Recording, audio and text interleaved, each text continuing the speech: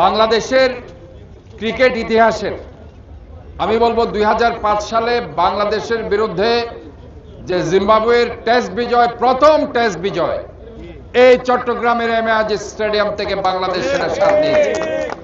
এটা ইতিহাসের পাতায় লিখে আছে।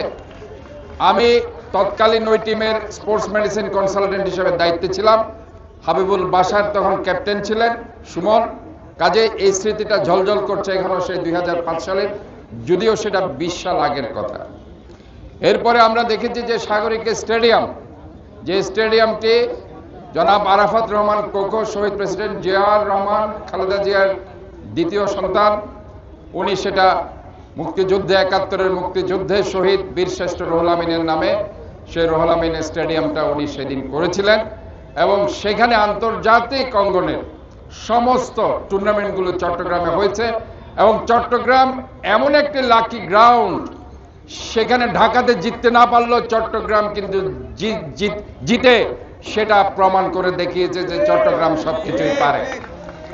এবং চট্টগ্রাম থেকে অতীতে যদি আপনারা দেখেন যত খেলোয়াড় তৈরি হয়েছে বাংলাদেশ দলের বেশ কয়েকজন ক্যাপ্টেন এই চট্টগ্রামের এই খেলোয়াড়, এবং এই চট্টগ্রামের মাঠ থেকে তারা তৈরি হয়েছে। যার কারণে আমি মেয়র হওয়ার পর বলেছি 41টি ওয়ার্ডে 41টি খেলার মাঠ আমি করে দেব এবং ইতিমধ্যে 11টি খেলার মাঠ প্রায় শেষের দিকে।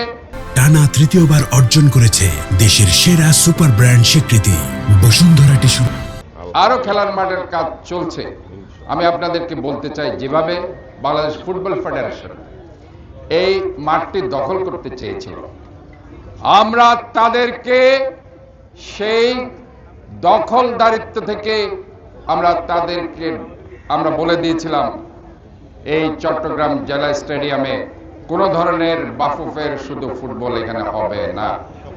এখানে সব খেলায় হবে। সিজিকেএসের যে ইভেন্টগুলো আছে প্রায় 35টা না, প্রায় 57টা ইভেন্ট এই স্টেডিয়ামে হয় এবং এখানে সবকিছুই হবে, এটা আমরা বলেছিলাম। এবং আমাদের এই চট্টগ্রামবাসীর দাবির প্রেক্ষিতে সেদিন বাফুফে তাদের সিদ্ধান্ত পরিবর্তন করতে তারা সিদ্ধান্ত নিয়েছিল এবং এখন পর্যন্ত সেই সিদ্ধান্ত অটল আছে।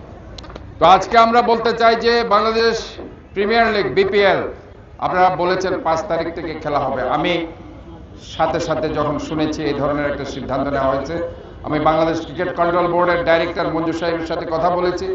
আমি সভাপতি আমিনুল ইসলাম বুলবুল সাহেবের সাথে কথা বলি। তারা শুধু ওইটুকুই দেখাচ্ছে যে 3 দিন শোকের কারণে তারা খেলা হয়নি, যার কারণে এটা কোনো কজ না। আমরা বলতে চাই যে বাংলাদেশ প্রিমিয়ার লিগের খেলা চট্টগ্রামে হতে হবে। চট্টগ্রামের এটা দাবি।